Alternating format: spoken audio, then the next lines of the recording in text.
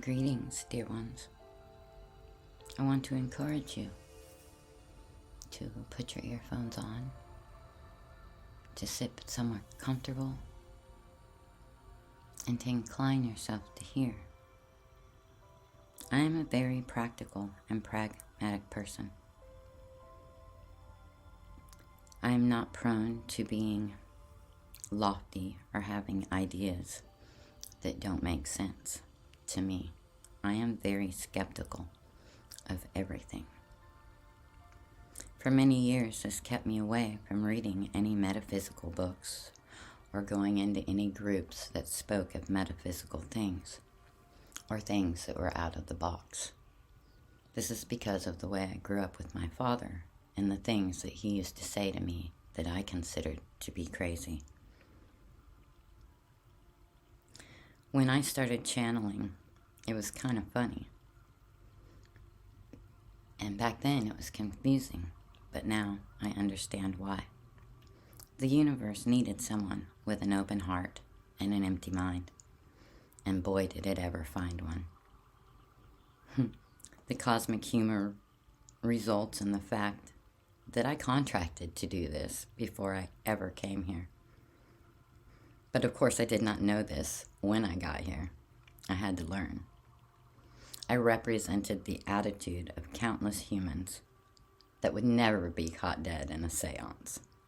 Unless, of course, I was dead while I was attending it. So I remained the proverbial doubting Thomas, even still sometimes today, when I channel this great loving energy, when I don't always feel so loving at all.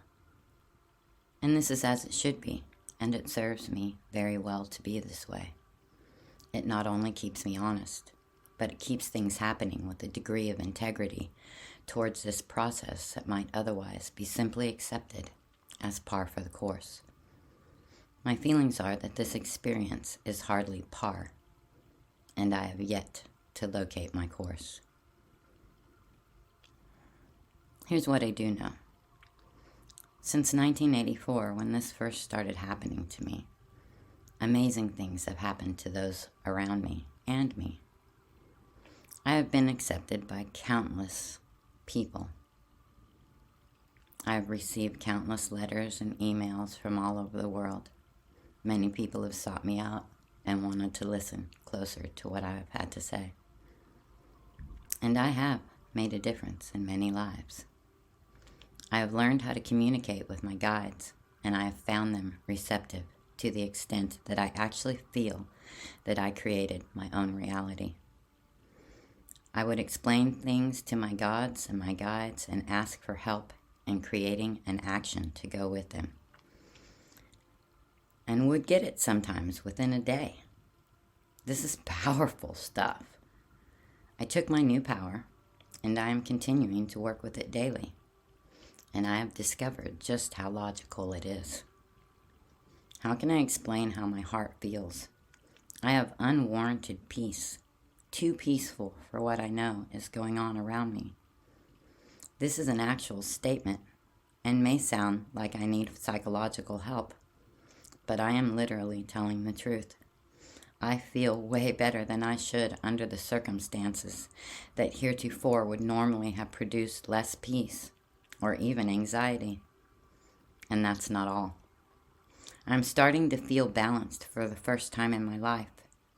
I view others differently, and often my heart overflows with love for them.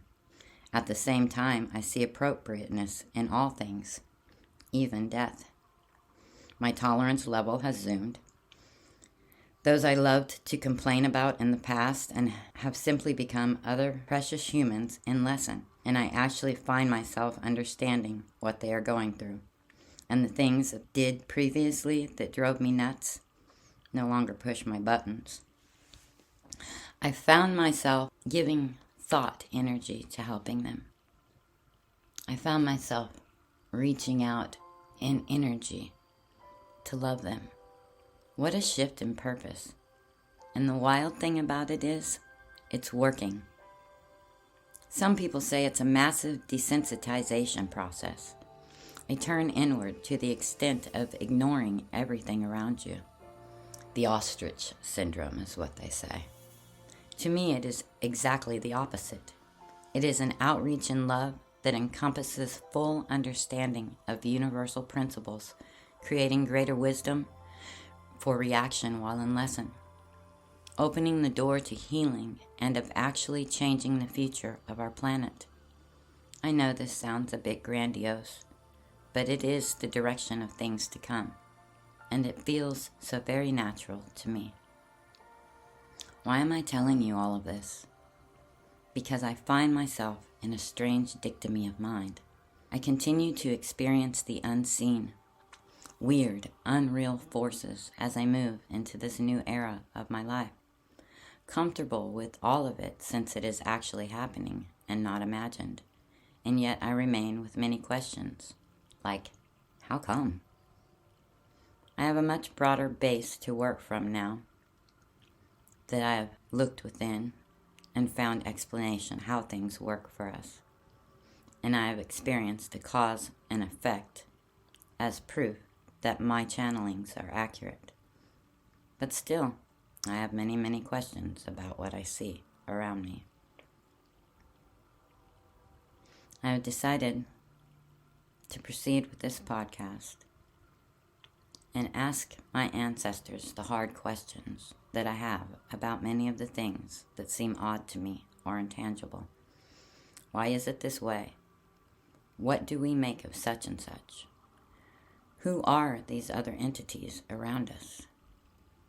Many of my listeners have also asked questions about this, and they have asked many more questions, and I will ask those of my ancestors too.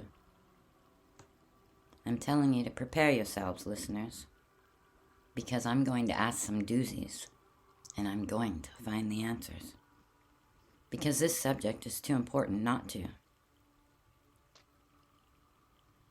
As I give this channel to you and share information with you, I want you to know that you are loved, and there is enough. Greetings. I exist solely for the purpose of service to you, who are dearly loved and exalted among all the entities. You, dear humans, are the ones in lesson, and you are the ones who are special ones, and you are walking on this planet. I'm here to respond to your works, which have been significant in the past 50 years. You have changed your future. You are poised at a place now where you can do it again. Believe me, the entire universe knows of the situation you call planet Earth. With changes you have seen increased power, and this is why I have allowed communication so that you will understand what to do next. This is critical for your growth, and will explain a great deal about why the energy you are hearing is here and what is currently happening. It will serve you well to listen to these in order.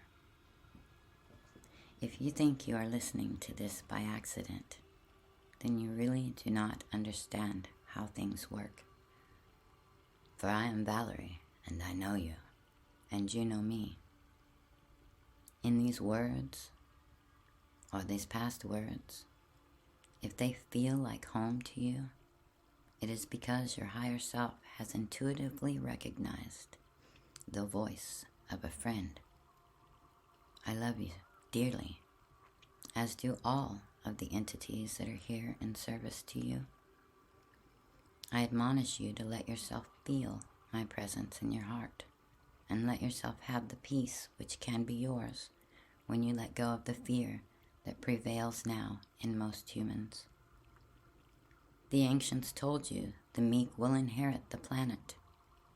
Unfortunately, your word meek was a poor choice of translation. Indeed, the meek will inherit the planet, but you should be aware of what meek really means. The meek human is submissive to the power of love.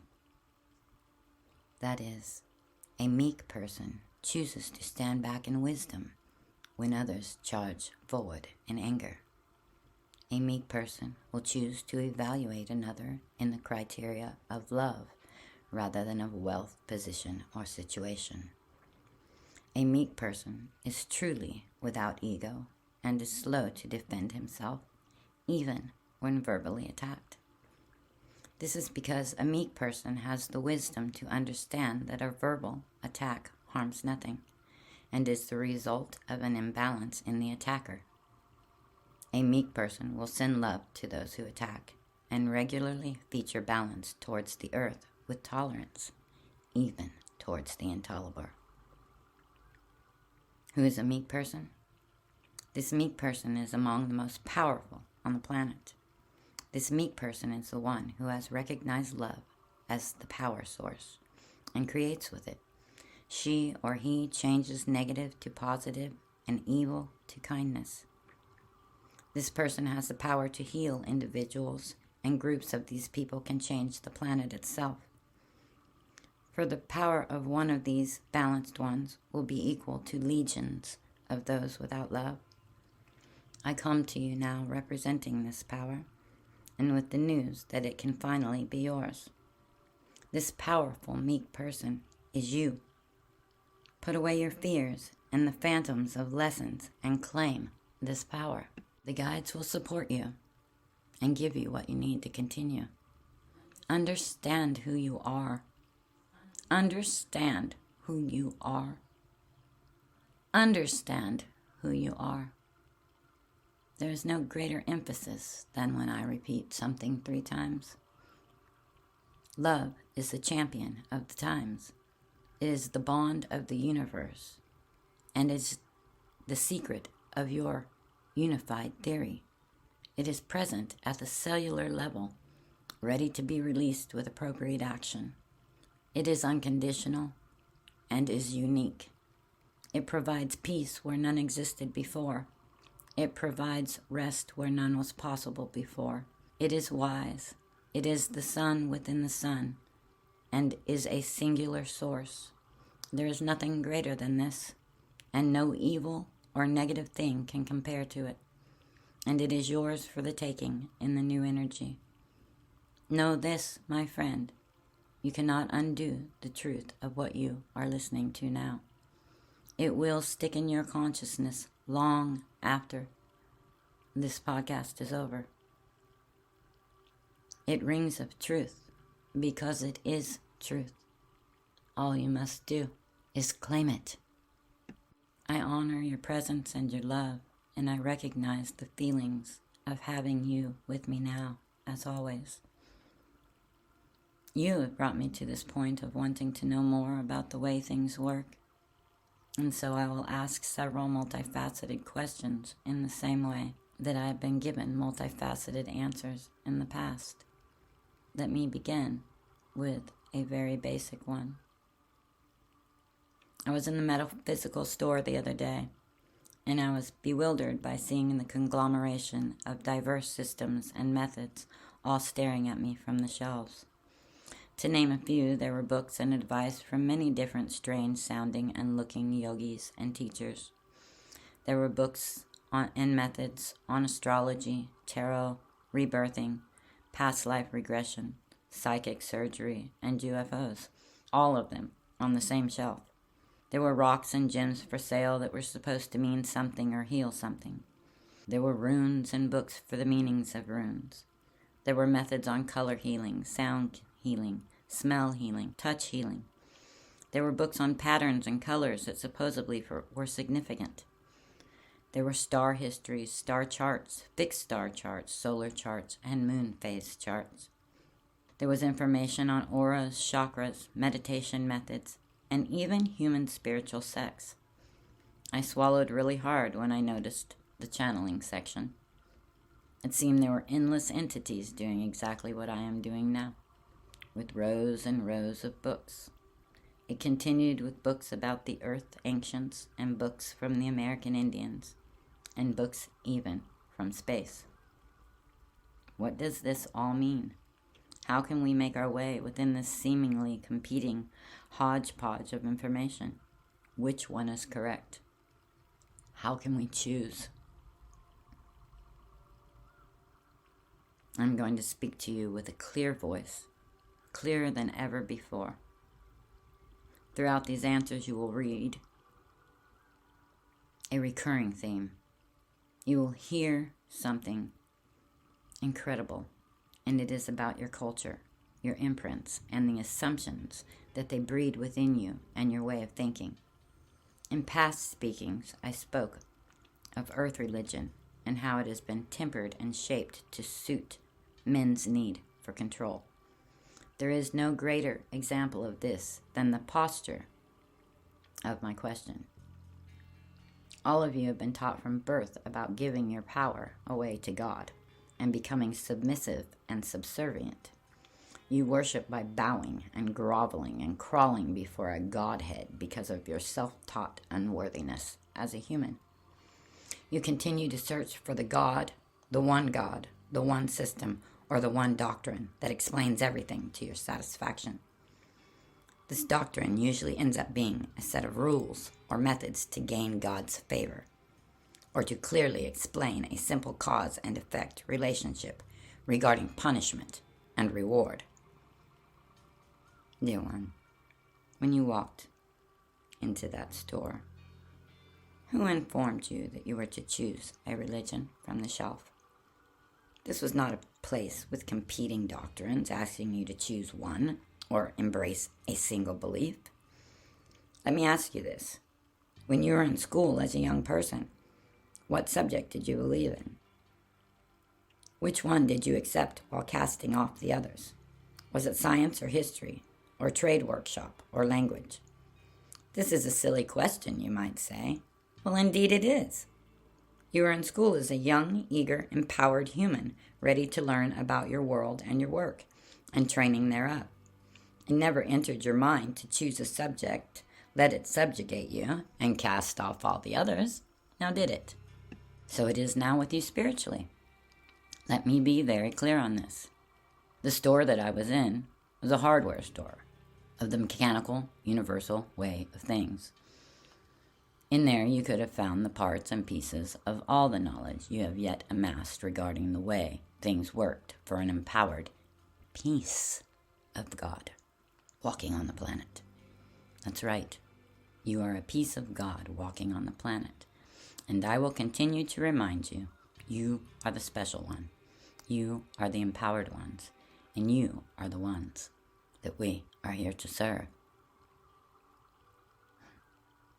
There are no greater entities on this earth than the ones in lesson. Believe it. All of the others are here to service your stay here. This knowledge is blocked from you and hidden in your phantom reality of lesson, but it is true nonetheless. Your duality is your area of discovery. The combined shelves are your encyclopedias for knowledge. All the things you have spoke or seen have appropriateness. All of them. Yes, there is healing in stones and in colors and in sounds and in patterns. As I informed you earlier, the real power will be to the few who finally put them together. All of them. For now, even apart, they are still valid. Are human beings healed with these? The answer is yes. There is appropriateness in astrology, which is the study of the magnetic alignment of your birth imprint. There is real value in learning about tarot and rune methods. There are real thermometers in learning about tarot and rune methods. There are thermometers of your growth at the moment and really do reflect accuracy at the highest level when used and interpreted correctly. There is much to know, if you desire, about how your body is physically balanced. Thus, the study of auras and chakras, and even human spiritual sex. Sex was not given to you simply as a biological way of procreation. It was also meant to be a spiritual bridge between the female and the male, bonding spiritually, while at some level or the same time providing the necessarily biological functions. Books from the ancients or the yogis and shamans are your time capsules from yourselves to yourselves. Did this never occur to you? Perhaps this will give you a brand new perspective about history. What part do you think you played in it? Could any of these on the shelves of the ancients be you? Surely you find this intriguing. This is something I cannot experience as a channel. It is yours alone, and it is revealing in its truth. Buried in your past expressions are wonderful pointers as to why you are the way you are today. Also, the way you are today will affect your next expression as well. These are complex but wonderful mechanics in your lessons in karma, and you should desire to know more about it, for it will serve you immediately. As for the variety of authors, be aware that the truth is the truth, and you will find cohering principles at every step, even through the cultures and different languages. The channeled books? I know you will have more questions on those. Most are real, some are not. Your intuition will give you the truth. The ones that are real have been channeled at the highest level by vastly different entities of service and teaching. That is why the information is so diverse. It is not necessarily opposing. It is simply differing in perspectives. I will give you more on this later. But I will tell you this, as I have before. Channeled predictions are not all accurate due to the changing of the earth in the last years. It might have been accurate for the time it was written, but not necessarily now. However, some predictions of over 1,000 years ago are again accurate, having been rendered void through human action and then returned to accuracy recently. Does this surprise you? Remember that you have a limited linear time, and the universe does not. All real channeled information is always given in a perfect love energy. I don't have to explain to you how this affects the outcome, do I? As far as a channel from space, what do you think this is? I will give you insight into the last writings about UFOs. Is it any wonder that they play such an important part in metaphysics? Remember the admonition, things not yet understood are not necessarily evil, weird, or spooky. They simply are not yet understood. Give yourself and these things space and tolerance as you would if you suddenly discovered a brand new physical law to study, which, by the way, there will be many. For all of you, the next time you approach these doors, do so with love and tolerance.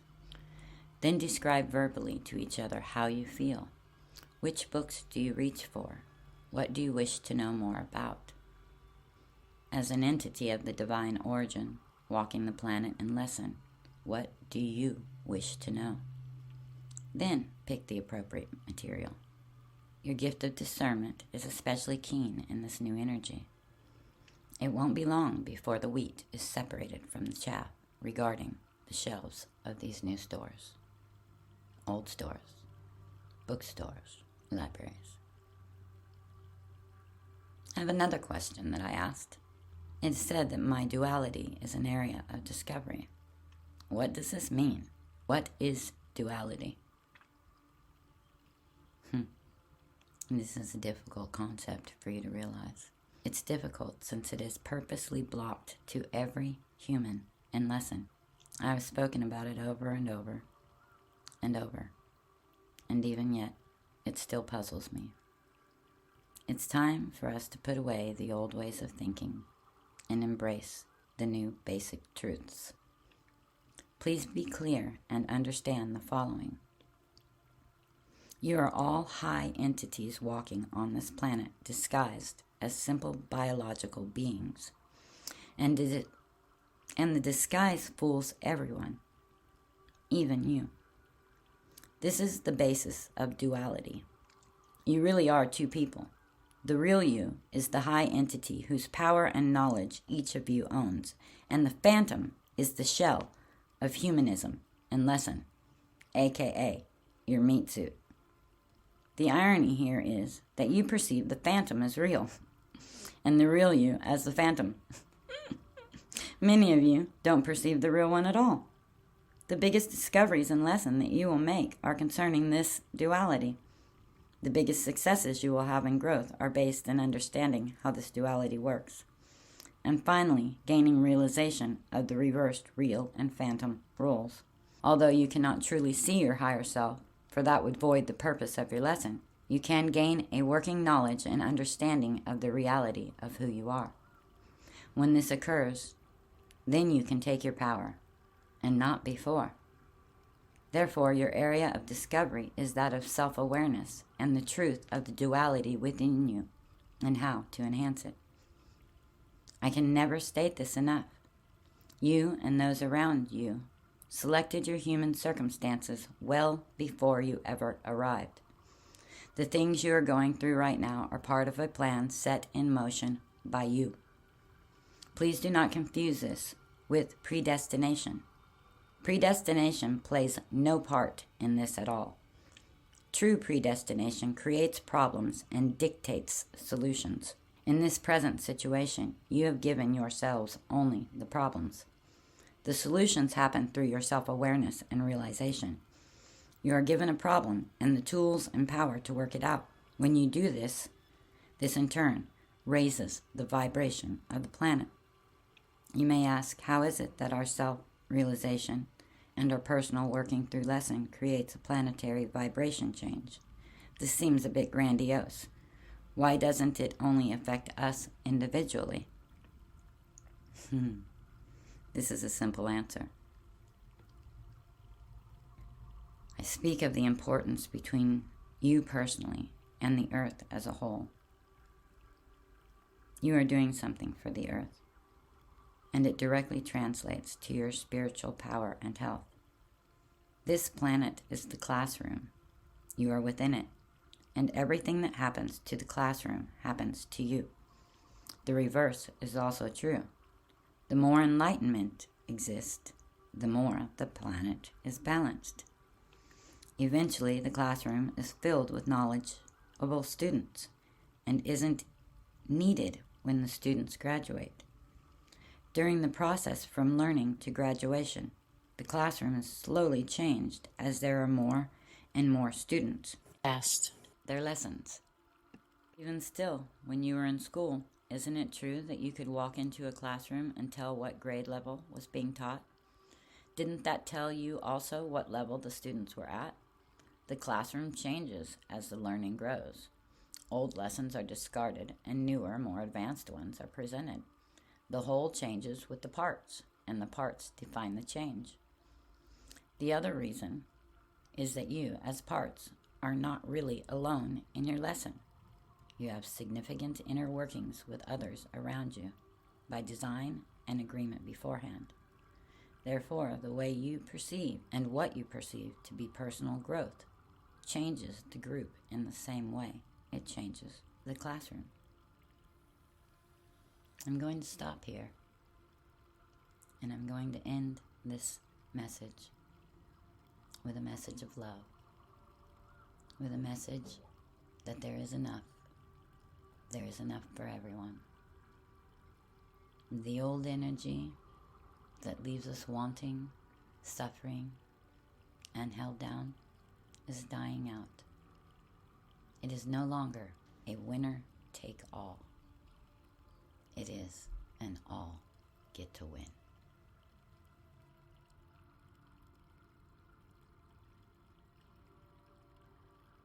You're listening to True Lies Podcast, starring Valorie Hope McMahon. I don't want to hear it.com. Visit Valorie on Instagram at Valorie Says. Affluence Collaborative.